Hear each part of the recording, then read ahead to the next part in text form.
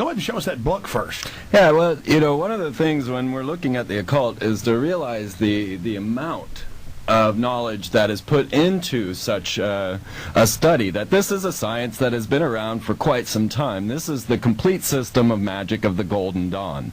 Now, that is one of the magical organizations that Aleister Crowley was a member of, and then became leader and left, and then started the OTO, which is large here in Austin.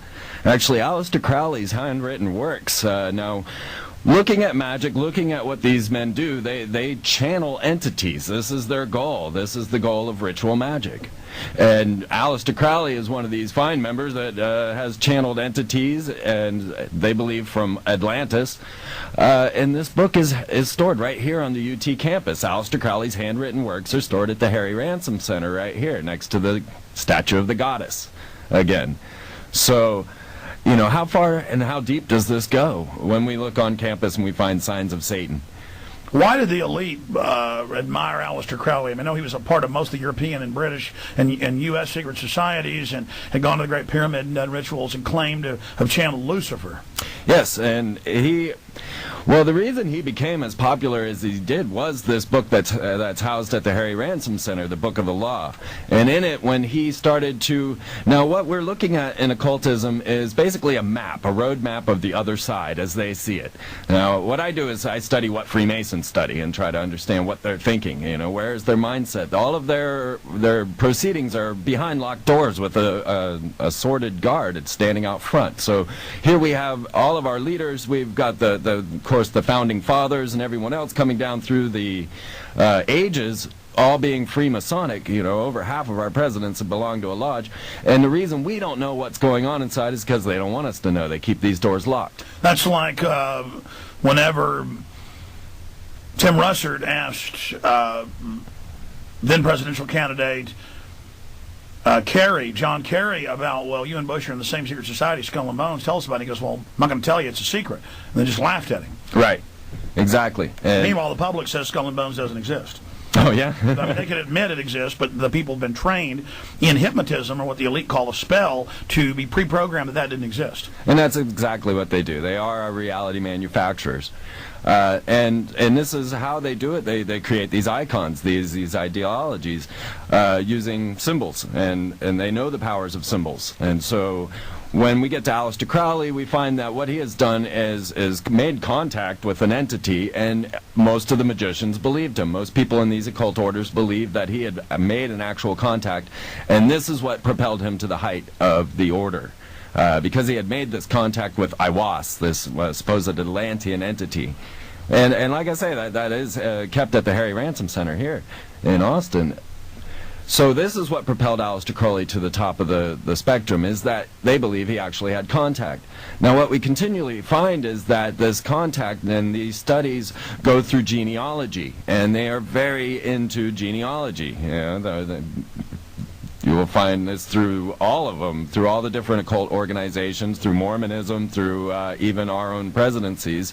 We find genealogy being the ruling line, the ruling study that these men follow. So what we have to ask, what is it about genealogy that's so important to magic? And I find that these that have the so-called God blood that come down from the pharaonic bloodlines have a better contact with these other realms. Well, that's what they believe, and we're here looking today at what they believe. Exactly. I don't believe it. But we need to understand the elite and their mindset and what they're into, and why they have these symbols, and I think they're getting power from these symbols. I mean, what types of things does Aleister Crowley's book cover? Well, the Book of the Law is definitely one of the most disturbing books I've read. It promotes violence, aggression, just all kinds of what we would call satanic affairs. I was watching on national Israeli television a clip on YouTube the other day of a top rabbi saying, we want aggression, we want the ego, we want to be violent, we want, and this was this particular sect, for the Kabbalah, that's really what that's about. Yes, exactly. And they believe in this order out of chaos, and so if they can get more people to get into the chaotic state, then they have more control. We keep finding this over and over again throughout their actions. Personally, I find that, I've been to Benjamin Franklin's Lodge in Philadelphia, and you go into the Benjamin Franklin Hall there, and you'll find a golden sperm sun sitting there. So for me, this goes back to all the way to the creation of America and its purpose. Now we find America being turned into a satanic force. We find it encoded each and every way that we can in the 666s that we've uncovered in corporate logos and CERN and even the meaning of W and VW. We get to these concepts of this satanic order. And as I see it, as they're promoting us through their mass media, which also... They are making us lower level initiates. We're being brought through initiations. That's what 24 is, and the White House putting out memos saying we torture children. They are now indoctrinating us in their mindset. Yes, and making us appear to the rest of the world to be a satanic force.